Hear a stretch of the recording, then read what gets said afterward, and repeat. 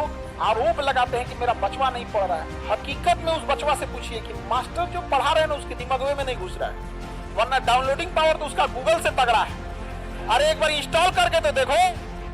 शिक्षक वही जो स्टूडेंट के दिल की बात को समझ रहा है।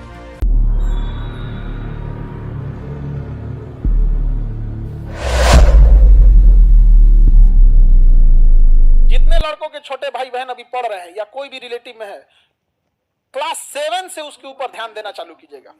अगर क्लास 7 तक उसको कुछ भी नहीं आता है तो भी टेंशन नहीं लेना है, पूरा बारूद भरा है उसमें। 7 से पहले पढ़ के क्या कर लिए आप? हमरा तो यादो नहीं है कौन सी था। एगो चैप्टर याद है, नल एंड दमयंती अंग्रेजी का, और कुछ याद नहीं है। अरे उसमें आपको बैठ के सिखाता है कि 4 घंटा 5 घंटा सस्टेन कर लेते हैं कि नहीं। और आजकल का माई बाप सोचता है कि नर्सरी में नोबेल पुरस्कार ले ले अर्थशास्त्र का। अगर ऐसा ना कोचले रहता है तो उसे बचपना छीन लेता है। कोई एकदम नॉर्मल रखिए। क्लास 7 के बाद उसको टोकना चालू कीजिए। क्यों? क्योंकि अगर क्लास 7 पे नहीं सुधरा तो 8 में बिखर जाएगा, और 8 में किसी को भी सुधर जाना चाहिए। कक्षा 8 तक आपको हर हाल में सुधरना है, वरना 9th चौपट हो जाएगा। और सोचो 9th ऐसा है ना कि 9th चौपट हुआ तो 10 को चौपट करेगा। यानी ओवरऑल आपके लिए कहां से तैयारी करना है कि लड़का अगर क्लास 7 में भी है तो 50% भी मेहनत कर रहा है तो ठीक है, लेकिन जब क्लास 8 में गया तो अपना 70% फोकस करे।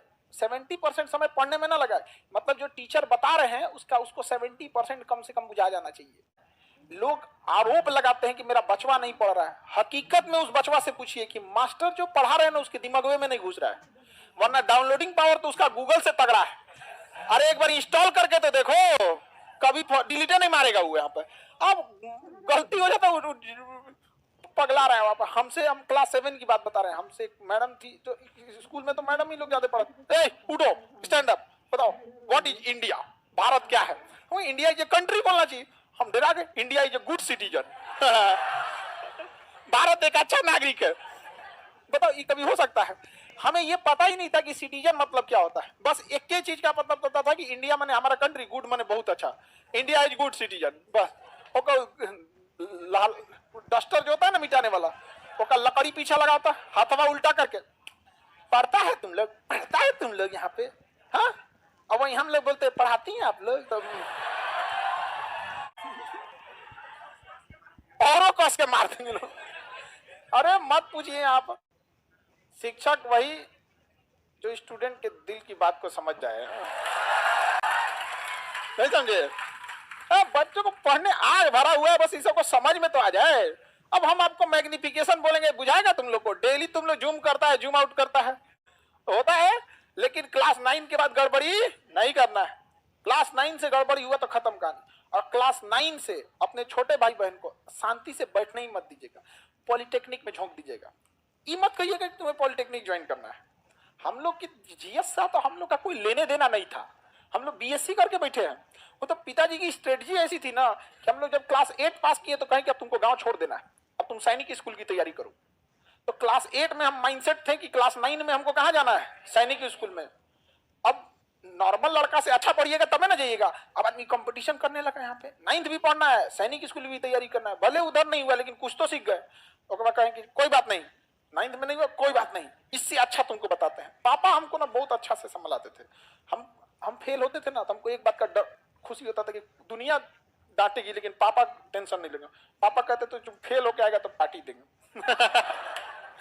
इसलिए नहीं कि हम फेल हो जाए, बट इसलिए कि डरते थे कि कहीं मरा वरा मत जाए। इसी सब हर माँ बाप के लिए आपसे कीमती दुनिया का कुछ नहीं हो सकता है। तो वो कहें कि कोई बात नहीं, सैनिक स्कूल से बढ़िया पॉलिटेक्निक है, तुम पॉलिटेक्निक कर लो।